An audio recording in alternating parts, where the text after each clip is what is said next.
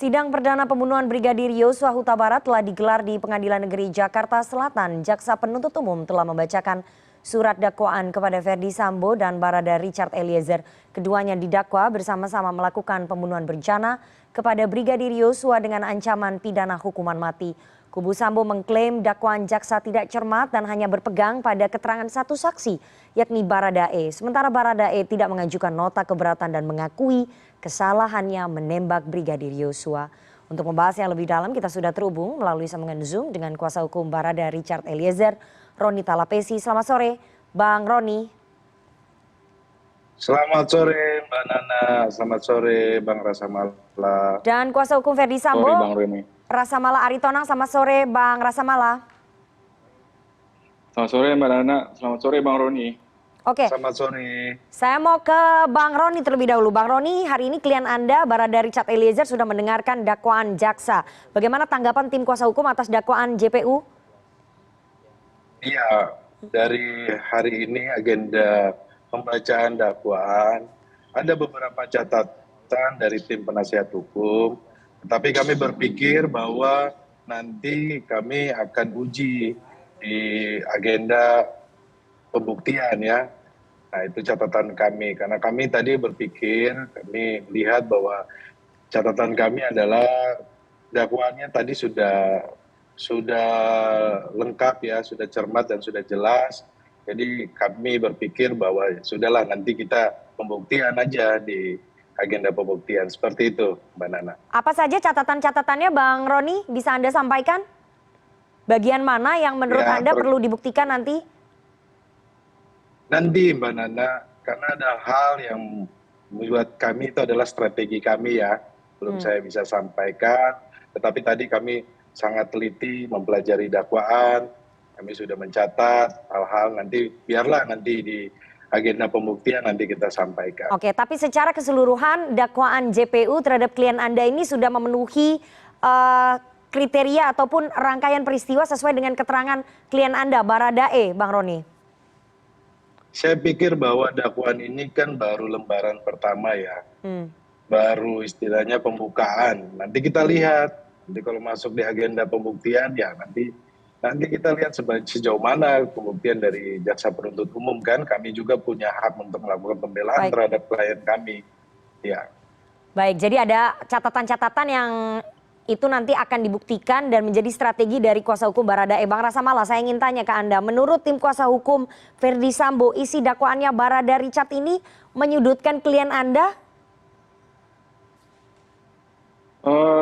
Saya pikir ngelihatnya sih nggak begitu ya, maksudnya begini, itu kan silakan saja Richard punya fakta sendiri, punya pengalaman sendiri dari peristiwa pidana yang terjadi, dia sampaikan.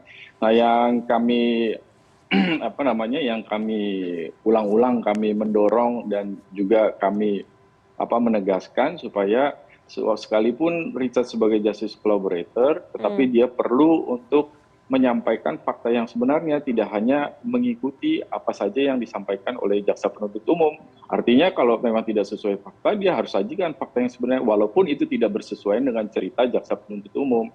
Jangan sampai karena transaksi di dalamnya ada pengurangan hukuman dan segala macam untuk menyelamatkan diri sendiri, kemudian dia mengorbankan fakta-fakta hukum yang sebenarnya. Itu sebenarnya yang kami ingatkan kepada Richard untuk ke depan nanti di persidangan. Harapannya, sekali lagi, sebenarnya ini juga diharapkan kepada jaksa penuntut umum menyajikan fakta apa adanya. Begitu juga dengan Richard sebagai justice collaborator dan tentu saja juga dengan klien kami, baik Pak Ferdy Sambo maupun Bu Putri, nanti juga menyajikan fakta yang sebenarnya. Saya kira itu sih esensinya. Oke, Bang Roni, apakah kemudian ada fakta-fakta yang tidak dipaparkan oleh klien Anda sebagai bentuk transaksi pengurangan hukuman dengan jaksa penuntut umum? Ada indikasi seperti itu yang dilakukan oleh klien Anda, Bang Roni?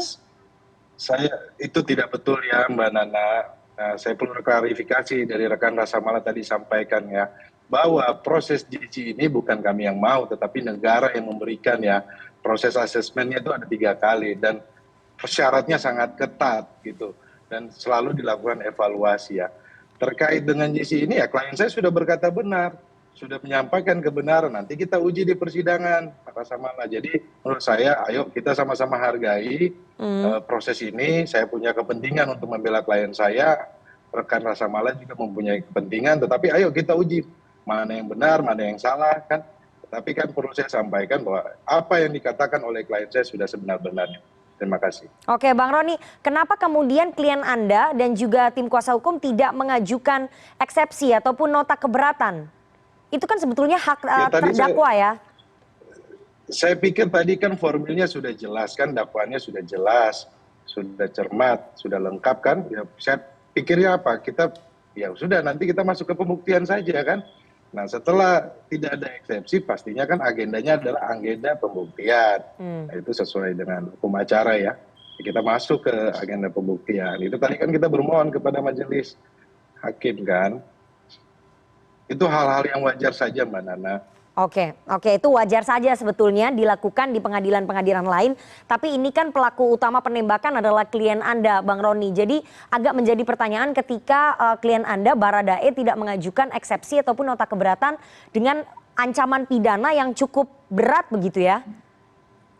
Sebenarnya Mbak Nana, kalau bicara eksepsi ada bicara formil. Kita kan mau pembuktian di material kan. Oke. Nah, nanti kita buktikan di persidangan. Ini kan masih tahapan formil kan. Nah, kita lihat tadi ya sudah dakwaannya seperti itu. Kami sampaikan kami juga mempunyai dari tim sendiri punya strategi ya. Pastinya kan kita lihat saja nanti di persidangan pembuktian nanti. Oke, Bang Rasa Mala, saya ingin tanya ya. Tadi menurut Anda ataupun menurut kuasa hukum dari Verdi Sambo dan juga Putri Chandrawati, fakta-fakta apa saja yang kemudian dirasa tidak dibeberkan oleh Baradae untuk bertransaksi tadi dengan jaksa penuntut umum sebagai bagian dari pengurangan hukuman? Apa saja yang tadi Anda maksudkan? Saya pikir harus saya klarifikasi Mbak Nana, saya pikir harus klarifikasi ini bukan transaksi ya, sehingga jangan membuat opini publik menjadi bias ya. Ini bukan transaksi, ini merupakan hak dari penasihat hukum dan ini merupakan keputusan dari klien saya ya. Perlu kita luruskan Mbak Nana supaya jangan sampai kata-kata ini menjadi konsumsi publik. Nah, tapi ini kan merupakan hal seperti biasa saja di persidangan gitu ya. Oke, ini saya tidak membicarakan soal eksepsi, tapi soal fakta-fakta tadi yang disebutkan oleh Bang Rasa Mala. Apa saja sebetulnya Bang Rasa Mala menurut tim kuasa hukumnya Verdi Sambo dan juga Putri Chandrawati, fakta-fakta yang tidak dibeberkan oleh Barada Richard Eliezer ini? Saya kira begini, pertama kan apa yang disebut tadi sama rekan Roni tadi soal transaksi kan, memang JC ini kan dia ditujukan untuk menyampaikan informasi yang sebenarnya bekerja sama dengan penegak hukum untuk kemudian mengharapkan adanya keringanan hukuman, kan itu sebenarnya esensi JC. Nah dalam konteks Richard, beberapa informasi yang disampaikan dalam dakwaan itu kan memang sepenuhnya itu bersandar pada keterangan Richard saja satu orang. Padahal kita paham bahwa di dalam konstruksi pidana ulus testis, nulus testis, satu saksi itu bukan saksi, ada banyak saksi lain, tetapi dakwaan ini sepenuhnya hampir sebagian besar lah cerita di dalam dakwaan itu diambil, dikutip dari informasi atau keterangan yang disampaikan oleh Richard. Nah, padahal di bagian lain ada saksi-saksi lain yang memberi keterangan berbeda begitu. Misalnya soal sarung tangan misalnya. Nah, itu kan berbeda gitu. Nah, artinya makanya sekali lagi kami sampaikan, kami mendorong supaya walaupun sebagai justice collaborator, maka sampaikanlah fakta yang sebenarnya di hadapan persidangan. Bahwa fakta itu mungkin berbeda dengan cerita jaksa, tidak ada masalah. Karena tujuan dari justice collaborator adalah berkolaborasi untuk menegakkan hukum, menegakkan keadilan, bukan semata-mata hanya ikut pada jalan cerita jaksa begitu. Dan sebenarnya harapan yang sama juga kami harapkan pada jaksa penuntut umum itu menyajikan jalan cerita fakta yang memang sesuai dengan peristiwa sebenarnya. Itu sebenarnya supaya kita bisa sama-sama mengungkap nih. Ini kan semua misteri buat semua kita, buat publik. Jadi kita pengen tahu sebenarnya bagaimana sih peristiwa kejadian yang sebenarnya. Makanya penting semua pihak itu menyajikan apa adanya di dalam persidangan nanti, begitu. Oke, ada perbedaan keterangan ataupun perbedaan fakta kalau menurut klaimnya dari tim kuasa hukum Verdi Sambo soal sarung tangan yang tidak diakui oleh Verdi Sambo dan juga tidak diakui oleh Kuatmaruf dan juga oleh Ricky Rizal. Bang Roni, jadi hanya klien Anda yang menyajikan fakta soal sarung tangan itu? Saya pikir begini ya Mbak Nana, ini kan satu saksi, bukan saksi itu menurut saya, nah saya klarifikasi salah. Bahwa keterangan klien saya ini didukung dengan alat bukti yang lainnya kan. Bahwa keterangan klien saya bukan hanya berdiri sendiri, itu perlu kita klarifikasi ya. ini pastinya didukung dengan alat bukti yang lainnya. Oke. Nah, tapi nanti kita buktikan di persidangan. Tapi perlu kita luruskan di publik bahwa bukan saksi satu saksi hanya saksi. Nanti kan ada alat bukti yang lainnya, petunjuk dan lain-lainnya. Nah, belum kita bisa beberkan kan, nanti tunggu saja di persidangan. Seperti itu Mbak Nana. Oke, saya ingin tanya juga ya ke Bang Rasa Mala, dari beberapa poin dakwaan JPU ini ada yang menarik. Di dakwaan JPU kepada Baradae disebutkan ada pertanyaan klien Anda Ferdy Sambo kepada Baradae, apakah kemudian dia berani menembak Brigadir Yosua, yang dijawab siap komandan, itu diakui oleh Barada Richard Eliezer. Ini klien Anda mengakui nggak sih memberi perintah itu, Bang Mala? Ini satu fakta Saya kira fakta yang itu Halo. Ya, silakan Bang Mala. Ya, saya kira fakta itu kan kejadian di Saguling. Nanti kita sampaikanlah itu pada persidangan nanti ya, bagaimana jalan ceritanya. Sampai kemudian ada pembicaraan realnya apa sih sebenarnya antara FS ketika panggil Ricky misalnya, dan setelah itu memanggil Ricky diminta untuk memanggil Richard. Kemudian apa yang disampaikan selanjutnya.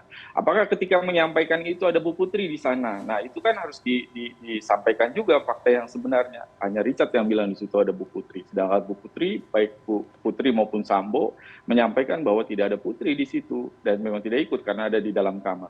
Nah, bagaimana itu secara faktual, saya pikir itu detailnya biarlah nanti itu di dalam persidangan. Tetapi memang kemarin yang kita ungkapkan ada kejadian yang tanggal 8, di mana penembakan itu terjadi, Joshua dipanggil, kemudian menurut informasi dari Richard bahwa bahasanya woi tembak woi, bukan begitu itu di dalam dakwaan. Tetapi di dalam berita acara pemeriksaan Pak Sambo, bahasa yang didengar adalah hajar cat. Di keterangan Pak Kuat Ma'ruf juga dia mendengar ada hajar cat. Nah, itu nanti biarlah nanti kita elaborasi di dalam persidangan nanti. Tentu saja keterangan saksi-saksi harus bersesuaian juga dengan bukti-bukti yang lainnya.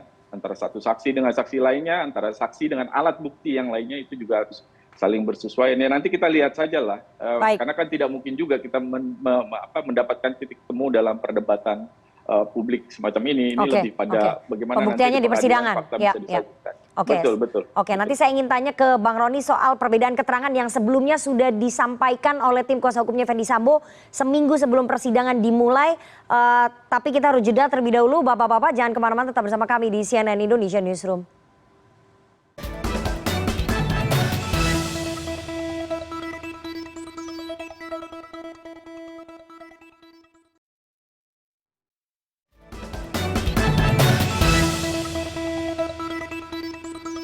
Terima kasih Anda masih menyaksikan CNN Indonesia Newsroom dan kita akan lanjutkan perbincangan kita dengan para narasumber. Ada kuasa hukum dari Barada Richard Eliezer, Roni Talapesi, dan pengacara dari Ferdy Sambo, ada Rasa Mala Aritonang. Bang Roni, ini tampaknya klien Anda ya akan berada sendirian karena semua keterangan yang disampaikan oleh Ferdy Sambo, Putri Chandrawati, kemudian Kuat Ma'ruf dan Ricky Rizal ini saling berkaitan ataupun saling mendukung satu sama lain. Anda merasa klien Anda menjadi orang yang di ujung sendirian dan akan dipersalahkan karena keterangannya ini berbeda sekali dan keterangan 4 orang ini, terutama soal perintah hajar cat bukan tembak, itu menjadi satu poin krusial, Bang Roni.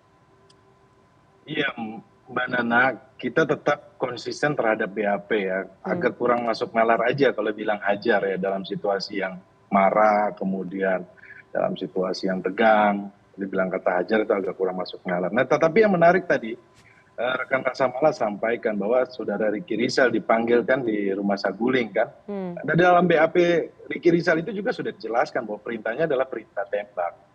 Tapi nanti detailnya ayo kita sama-sama uji di persidangan kan. Nah, kami berharap bahwa saksi-saksi yang menjadi terdakwa atau yang menjadi saksi untuk klien saya tetap konsisten dan nanti kita uji bersama-sama. Kalau seandainya mereka mencabut keterangannya, ya hakim wajib mencatat gitu loh. Nanti di berita acara persidangan dan itu menjadi pertimbangan dalam hal putusan terhadap kesaksian tersebut. Nah, dalam proses ini kan kami tetap konsisten menyampaikan sesuai dengan BAP dan kami berharap bahwa penegakan hukum ini berjalan baik, lancar. Yang paling concern kami adalah supaya psikis dari klien kami ini berjalan baik dan keamanannya berjalan baik.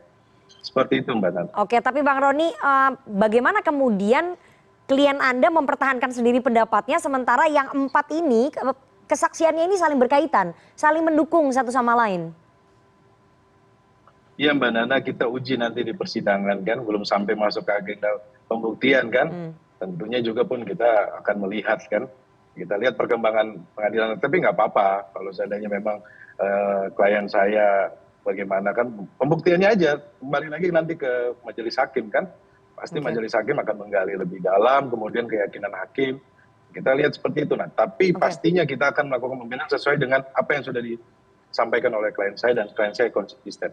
Oke, tapi klien Anda juga berdoa sebelum melakukan penembakan terhadap Brigadir Yosua, artinya dia teguh ingin melakukan penembakan begitu dengan berdoa, atau justru sebaliknya?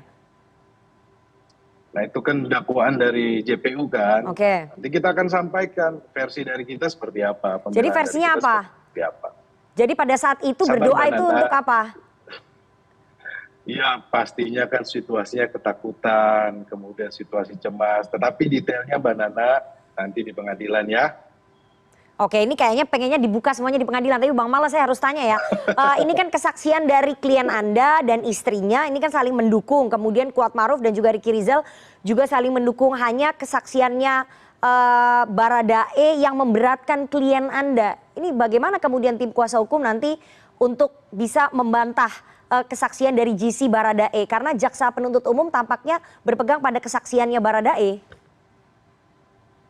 Betul, hanya saja kan sekali lagi ini kan yang memutus nanti hakim, majelis hakim. Nah, prinsip dalam pembuktian kita kan hakim tidak akan menjatuhkan pidana kecuali berdasarkan keyakinannya dengan bukti yang cukup, dia yakin bahwa peristiwa itu pidana itu terjadi dan siapa pelaku-pelakunya itu bisa dia yakini memang melakukan tindakan pidana tersebut. Itu ketentuan pasal 183 KUHP.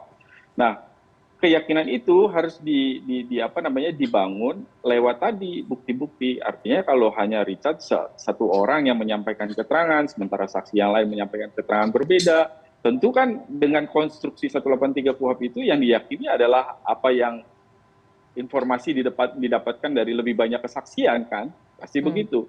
Dan bagaimana juga kesesuaiannya dengan alat bukti yang lain, ada barang bukti, kemudian ada keterangan ahli nanti, ada forensik dan seterusnya. Ada CCTV mungkin nanti yang disajikan. Nah, itu semua nanti yang jadi pegangan juga untuk dilihat apakah saling bersesuaian satu sama lain.